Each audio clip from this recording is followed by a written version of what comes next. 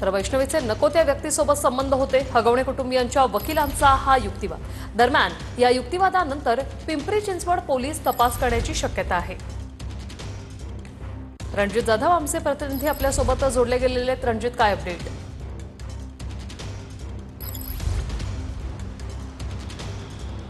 वृषाली, आपण काल पाहिलं तर न्यायालयामध्ये हगवणे कुटुंबियांचा जो वकील होता त्याच्याकडून अतिशय धक्कादायक अशा युक्तिवाद जो आहे तो या ठिकाणी समोर आलेला आहे।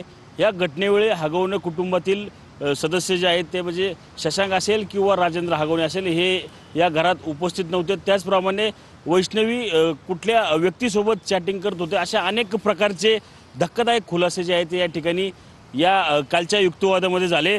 त्यानंतर आता याच संदर्भात जे आहेत आता पिंपरी चिंचवड पोलीस जे आहेत त्या अँगलने जो आहे तो तपास करण्याची शक्यता जी आहे ती आपल्याला सूत्रांकडून समजत आहे की ज्या पद्धतीने वकिलांनी जो युक्तिवाद केला की तो कोणता व्यक्ती होता, काय चॅटिंग होतं, त्याचप्रमाणे कुणाचा साखरपुडा जो आहे तो त्या 18 तारखेच्या दरम्यान होता, याचा संपूर्ण तपास जो आहे तो पिंपरी चिंचवड पोलीस जे आहे ते करण्याची शक्यता आहे। त्याचप्रमाणे करिश्मा हगवणे जो आहे करिश्मा हगवणे असेल किंवा निलेश चव्हाण असेल यांच्यामध्ये जे चॅटिंग झालं त्या संदर्भात करिश्मा हिचा मोबाईल जो आहे तो अद्यापही जप्त नाही आहे।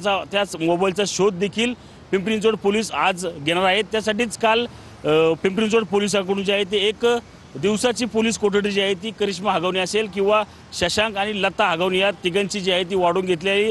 त्याच दरम्यान आज जे आहे ते हा मोबाईल जो आहे तो समोर येण्याची शक्यता आहे। त्यानंतर अनेक घटना ज्या आहेत ते उजेडात येण्याची देखील शक्यता आहे। त्याचप्रमाणे जो निलेश चव्हाण जो आहे त्याच्या संदर्भात जे आहे ते पिंपरी चिंचवड पोलिसांकडून एक स्टँडिंग वॉरंट जे आहे ते या ठिकाणी रणजित तुमच्याकडून अपडेट घेत राहणार। तुर्तास धन्यवाद दिलेल्या या माहितीसाठी।